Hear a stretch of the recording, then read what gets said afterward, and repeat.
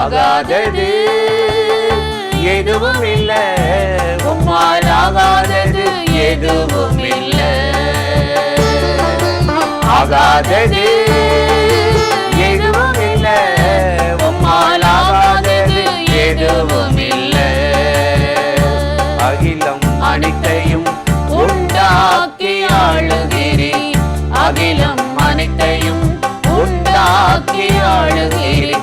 ஆகாதது எதுவும் இல்லை, உம்மால் ஆகாதது எதுவும் இல்லை.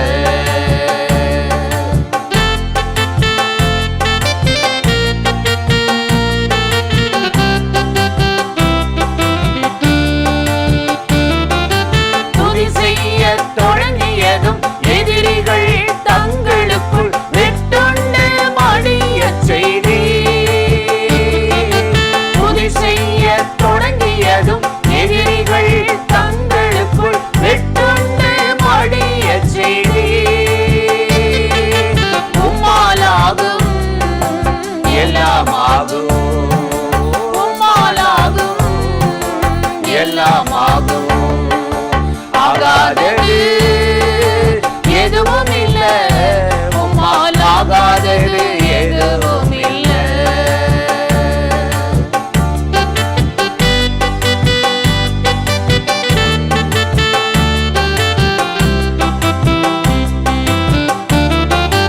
அலங்கார வாசலிலே அலங்கோல முடவன் என்று நடந்தானே இயேசு நாமத்தில். அலங்கார வாசலிலே அலங்கோல முடவன் என்று நடந்தானே இயேசு நாமத்தில். உம்மாலாகும் எல்லாமாகும், உம்மாலாகும் எல்லாமாகும். ஆகாதது எதுவும் இல்லை, உம்மால் ஆகாதது எதுவும் இல்லை.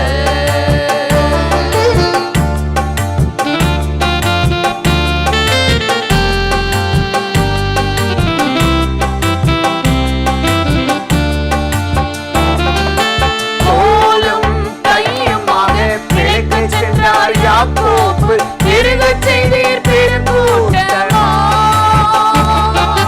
கோலும் கையுமாக பிழைக்கச் சென்றார் யாக்கோப்பு, பெருகச் செய்தீர் பெருங்கூட்டமாய். உம்மாலாகும் எல்லாமாகும், உம்மாலாகும் எல்லாமாகும். ஆகாதது எதுவும் இல்லை, உம்மால் ஆகாதது எதுவும் இல்லை.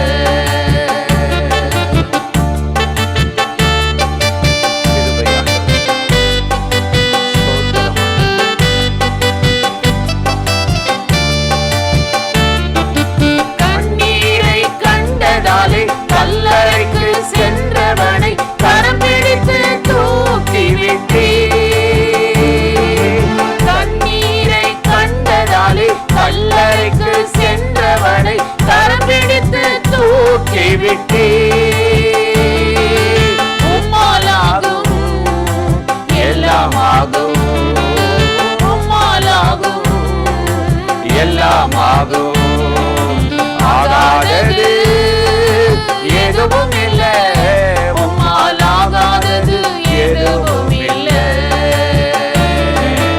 ஆகாதது எதுவும் இல்லை, உம்மால் ஆகாதது எதுவும் இல்லை. அகிலம் அனைத்தையும் உண்டாக்கி ஆளுகிறீர், அகிலம் அனைத்தையும் உண்டாக்கி ஆளுகிறீர். ஆகாதது எதுவும் இல்லை, உம்மால் ஆகாதது எதுவும் இல்லை. பிரியமானவர்களே, ஆண்டவராகிய இயேசு கிறிஸ்துவின் நாமத்தில் இந்த காலை நேரத்தில் இயேசுவை தினம் பார்ப்போம் என்ற இந்த நிகழ்ச்சி மூலமாக உங்களை சந்திப்பதில் மிகுந்த மகிழ்ச்சி அடைகிறேன். ஏசாயா 49 அதிகாரம் 10 வசனத்தின் பிற்பகுதியில் நாம் வாசிக்கிறோம், அவர்களுக்கு இறங்குகிறவர் அவர்களை நடத்தி அவர்களை நீரூற்றுகள் இடத்திற்கு கொண்டு போய் விடுவார் என்று சொல்லி நாம் வாசிக்கிறோம். நமக்கு இறங்குகிற ஒரு ஆண்டவர் இந்த காலை நேரத்தில் நம்மோடு கூட அவர் பேசுகிறார். நம் ஆண்டவராகிய இயேசு கிறிஸ்து நமக்கு இறங்குகிறவர் மாத்திரமல்ல, நம்மை நடத்தி நம்முடைய வாழ்க்கையை நடத்தி செல்கிறவர். ஒரு குழந்தையின் கையை பிடித்து கொண்டு ஒரு தகப்பன் நடந்து கொண்டு போவது போல, நடத்தி கொண்டு போவது போல நம்முடைய ஆண்டவர் நம்முடைய கரங்களை பிடித்து கொண்டு நடத்தி செல்கிறவராகவும் இருக்கிறார். அதுவும் நீரூற்றுகள் அண்டையில் அவர் நடத்தி கொண்டு செல்வாராம். ஒரு மேய்ப்பன் தன்னுடைய ஆடுகளுக்கு வேண்டிய உணவை கொடுத்த பிறகு, அது வேண்டிய ஆகாரத்தை கொடுத்த பிறகு நீரூற்றுகள் அண்டைக்கு கொண்டு போகிறது போல நம்முடைய ஆண்டவர் நீரூற்றுகள் அண்டைக்கு கொண்டு போகிறார் என்று சொல்லி நாம் வாசிக்கிறோம். இது எதை குறிக்கிறது என்றால், ஒரு அமைதலான, ஒரு தாகம் தணியத்தக்க ஒரு நிலைமைக்கு ஆண்டவர் நம்மை கொண்டு போகிறார். இதுவரைக்கும் ஏதோ ஒரு குழப்பம், ஏதோ ஒரு கலக்கம், ஏதோ ஒரு பதற்றமான நிலைமையில் நாம் காணப்படுகிறோம் என்றால், ஒரு அமைதியான சூழ்நிலையில் தண்ணீர் குடித்த உடனே நம் தாகம் தணிந்த உடனே ஒரு அமைதல் ஏற்படுகிறது போல நம்முடைய வாழ்க்கையில் நீரூற்றுகள் அண்டைக்கு, ஒரு ஆசீர்வாதத்துக்கு அண்டைக்கு நம்மை ஆண்டவர் கொண்டு போய் விடுகிற போது நம்முடைய வாழ்க்கையில் ஒரு அமைதல் உண்டாகிறதைத்தான் குறிக்கிறது. யாக்கோபுடைய வாழ்க்கையை பாருங்கள். அவனையும் அறியாமல் அவன் தவறான வழி நடத்துதலுக்குள் அவன் போனானோ, அல்லது அவன் வாழ்க்கையில் நடந்த ஒரு சோதனை காலமோ, அவன் 20 வருஷம் தகப்பன் தாயை விட்டு அவன் தூர தேசத்தில் பலவிதமான இன்னல்களுக்கு ஆளாகி இருந்தான். பலவிதமான ஆபத்துகள், பலவிதமான தீமைகள். சில நேரம் அவனுக்கு இன்பம் இருந்தது, நன்மை இருந்தது. ஆனால் சில வேளைகளில் அவன் பாடுகளையும் ஏமாற்றங்களையும் அவச்சொல்லையும் அவன் கடந்து போய் கொண்டிருந்தான். ஆனால் இவைகளின் நடுவில், அவன் அந்த வேதனைகளின் நடுவில் அவன் உபத்திரவப்படுகிற அந்த காலகட்டங்களில் எல்லாம் தேவன் அண்டையில் அவன் திரும்பாமல் இருந்த போது ஆண்டவர் ஒரு நாள் அவனை சந்தித்தார். இவ்வளவு உபத்திரவங்கள், போராட்டங்கள் நடுவில் போராடி கொண்டிருக்கிறானே என்று சொல்லி யாக்கோபின் மேல் தேவன் இறங்கினார். அவன் மேல் அவன் இறங்கினார். எப்படி என்றால், லாபானுடைய முகமும் அவனுடைய மகன்களுடைய முகமும் முன்பை போல இல்லை, வேறுபட்டு இருக்கிறதை காண்கிற போது யாக்கோபுடைய மனம் வேதனையோடு இருந்தது.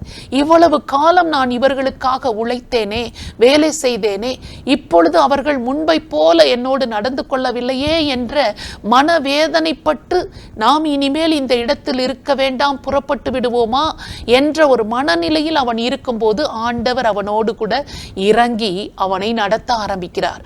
போதும், நீ இங்கு வாழ்ந்த காலங்கள், நீ இந்த இடத்திலிருந்து புறப்பட்டு போ, நான் உன்னோடு கூட இருந்து உன்னை ஆசீர்வதிப்பேன் என்று சொல்லி இறங்குகிறவர் யாக்கோப்புக்கு இறங்கி அவனை நடத்தி அவனை நீரூற்றுகள் அண்டைக்கு கொண்டு போனார்.